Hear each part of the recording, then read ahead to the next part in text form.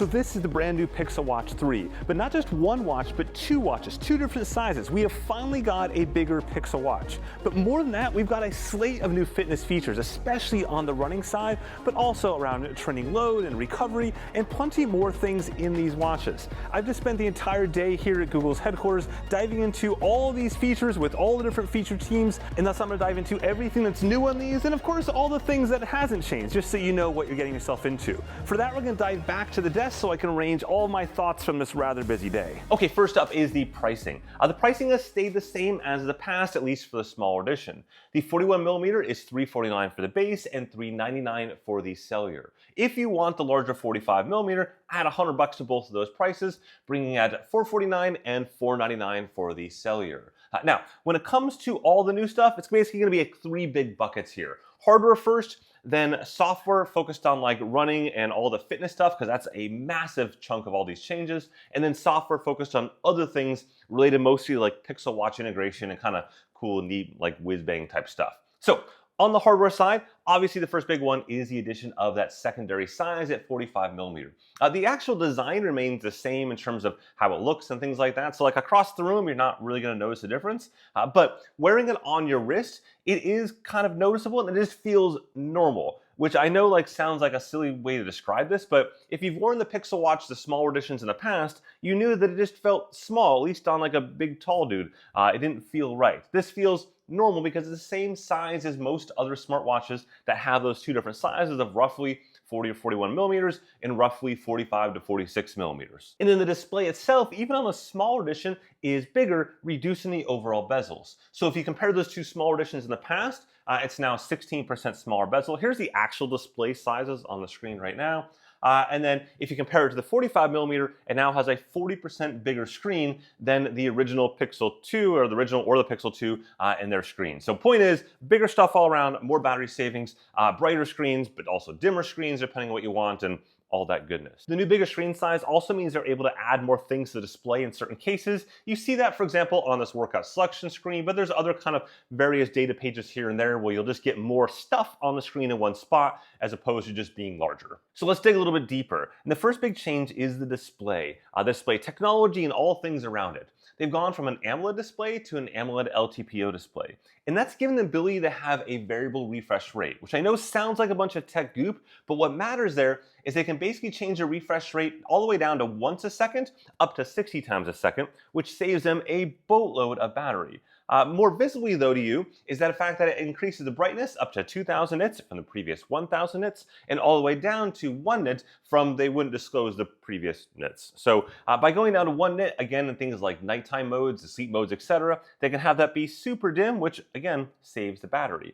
And that's why they have a new battery saver mode that extends it up to 36 hours of battery life in that battery saver mode compared to the previous 24 hours for the always-on display.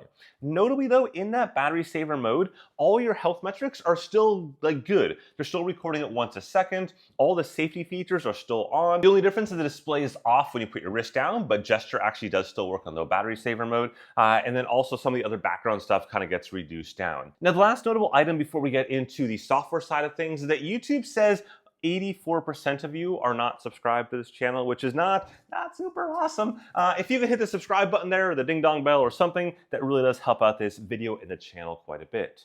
So on the software side, we got it basically divided in three big camps. We've got the running camp, we've got a bunch of like training load, readiness, all sorts of stuff in that realm, and then we have a bunch of general stuff. Things like Nest Cam integration and Google Pixel phone integration and stuff like that, changes there. But overarching all of that stuff is the upgrade to Wear OS 5. This is the same thing Samsung announced a month ago, and Google previously announced a bunch of Wear OS 5 stuff in the past, so I won't rehash all that. Instead, I'm going to go straight into the running stuff. Google says their focus here was on running. You're going to see that across everything, but really on running. So number one, they've added the ability to create structured workouts on your phone as well as on the watch itself. So you can see here I'm creating a structured workout on my phone. I've got repeats in it. I've got targets for it.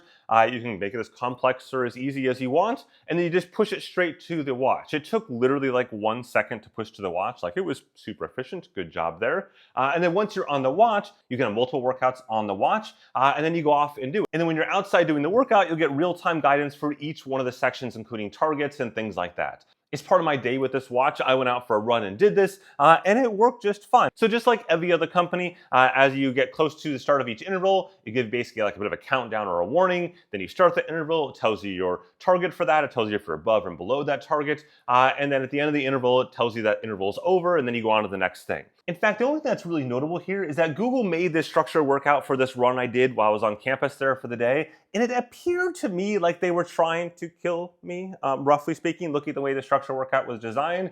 I'm still here. I survived, so I'm still going to review your watch in a few weeks, and payback's going to be Anyways, moving on. The next thing is they've added media controls in the run loop. So if you're out on a workout, you can now basically change and control your media directly within the running screen as opposed to having to kind of go somewhere else.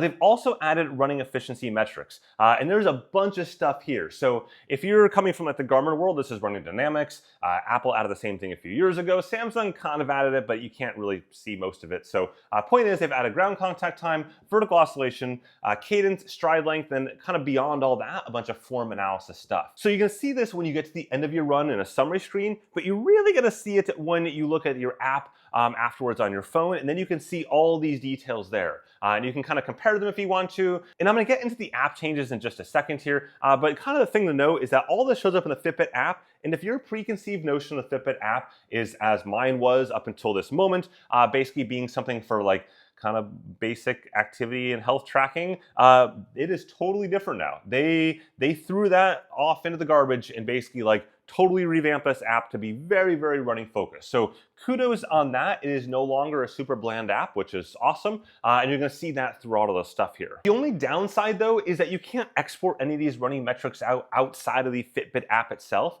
which will make my ability to compare these metrics to other companies' offerings incredibly difficult because I just have that little picture to look at. So I don't have a way to like export the actual data and compare it against everyone else's actual data, which is all quite exportable, which is too bad because I spent quite a while actually in one of their labs looking at how they do all this stuff.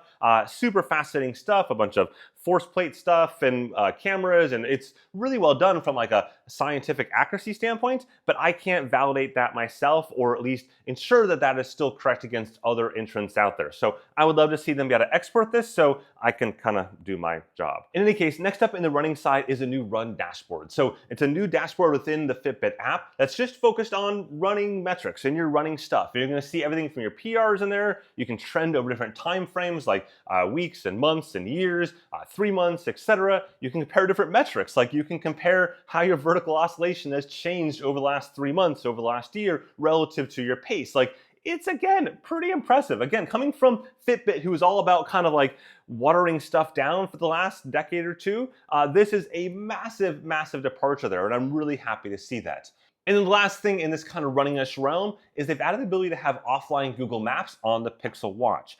It is still technically a separate app, so it's not part of like the workout app. It's a separate app similar to what Apple does. So neither of those is like super awesome compared to what most sports companies do, but it is good to see that it's basically at least allowing the offline maps on the watch itself. Now, the next big item is huge changes around Fitbit's daily readiness score, as well as a new cardio load and cardio target. So first up is changes to daily readiness. Number one, it's now free. In the past, it was confined to only Fitbit Premium users. Now, everyone gets it. Good job there. It's something they should have done a while ago. And so with that, they've tweaked which components are part of the score. And at first, you'd be like, that's kind of weird. But then it makes sense as soon as I like go 30 seconds later.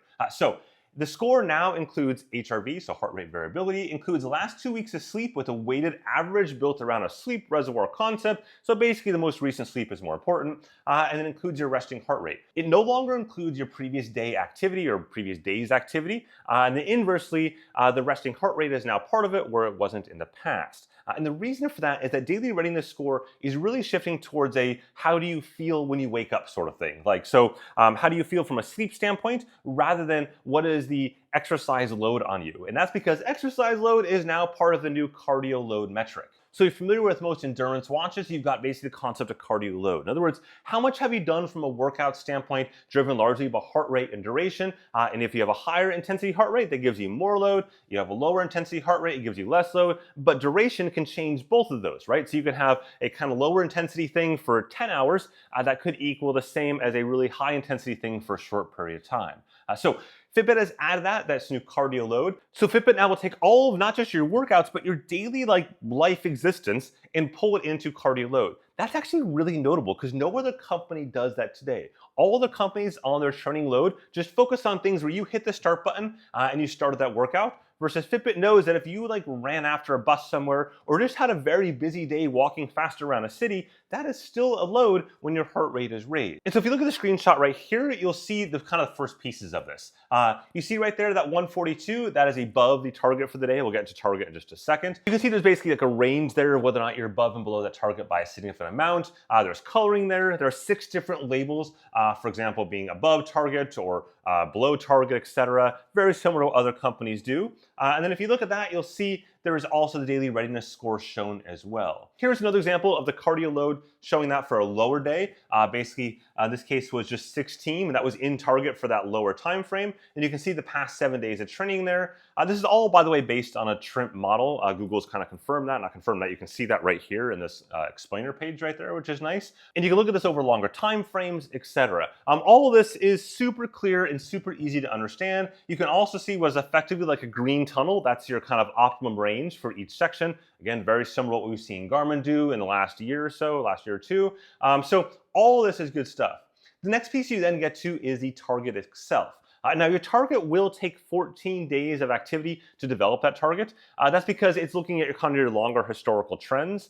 So all of these cardio load pieces and cardio target are essentially comparing your 7-day trend to your 28-day trend, again, like most other companies out there. And so you'll have a target range for the day based on various factors, and then your goal is to hit that target range for the day. Notably though, you can actually decide whether or not you want to maintain fitness or improve fitness. There's actually a toggle in the settings, which again, no other company has it. Every other company in the sports endurance space assumes you just want to forever improve. And that's true in season. But for off season, many athletes want to just kind of maintain a level of fitness, more casual, change up sports, etc. This allows you to do this and not be kind of nagged by not trying to forever increase your fitness. So really cool stuff here. And I think most notably, if we compare to what Apple launched a couple months ago, it's very similar in a lot of ways, except one key super important difference. Google added numbers. All the stuff that Apple did with watchOS 11 lacks any number in terms of telling you what those load metrics are. This now has the numbers and makes it really easy to understand how things are actually changing over time as opposed to just being kind of waves. So I'm really hoping, I'm begging you, Apple, to add numbers to your charts before that thing gets released sometime in September. I think it would make a huge difference. Now, one last thing in kind of the general fitness sphere on the Pixel Watch is that Google says this is the most accurate heart rate, optical heart rate algorithm and setup on any watch that either Google or Fitbit has made, period, for running. They focused heavily on running. They again walked me through kind of an entire lab setup and all the stuff that I'll get into in my full in-depth review on how they're validating this out in the real world and inside, etc. All that though ultimately won't matter too much unless it's accurate for me and my testing. So that's something I am looking forward to doing, and I will have plenty of data on that, just like all of my normal reviews. Again, this is not a review. Anyways, next up on the new stuff, they've added a new morning report, though it's officially called the morning brief. So when you wake up in the morning, you're basically gonna see some of your core stats there. If any of your overnight metrics are out of whack, like your HRV is way out of whack, or blood oxygen levels, etc., it'll warn you. Otherwise, you'll just be able to see kind of a summary stats on that on your watch. They've also added a new loss of pulse feature, which is something that's totally new across the board from any company that I know of in the kind of smartwatch realm anyways, which is that if you're wearing the watch and the watch knows that you're wearing the watch through skin detection and things like that, and your pulse drops out, meaning your heart rate's no longer beating, it'll go ahead and confirm with you just to make sure that you haven't done something where you're still alive, and whatever the case is, if that fails, it'll actually notify emergency responders, which is super, super cool. Roughly in the same way it does that for other emergency features, it'll now do that for loss of pulse scenarios. Last up, we got 6 or 7 general things. Number one, they've added Google Nest Camera Live View. So you can now see Google Nest cameras on your watch and respond to those on your watch, including talking to someone through your watch, all live as soon as someone ding dongs your doorbell. They've added Google TV Remote, so you can use your watch as a remote control for your Google TV. They've added a Pixel phone ultra-wideband unlock, including unlocking things like cars that have support for that just from your watch. They've added the ability to pick up and hold calls. So if you're I don't know, in a meeting or something like that, you can pick up the call, but it'll basically go into hold and tell the person just 1 second while you get outside the room. They've added a Find My Phone option for Pixel phone owners to, again, ding dong your phone from your watch if you can't find your phone. They've also added a Pixel Recorder app, so basically the audio recorder app onto the watch. And then lastly, they've updated and revamped the camera controls for your Pixel phone from the watch, so you can control more things on the Pixel phone from your watch. Now, you can pre-order the Pixel Watch today using the pricing I mentioned at the beginning, and then the availability on this is September 10th. So expect my in-depth review with all of my testing of all the things I just talked about around that time frame. Again, if you found this video interesting and useful, whack that like button at the bottom there, or subscribe for plenty more sports technology goodness. Have a good one.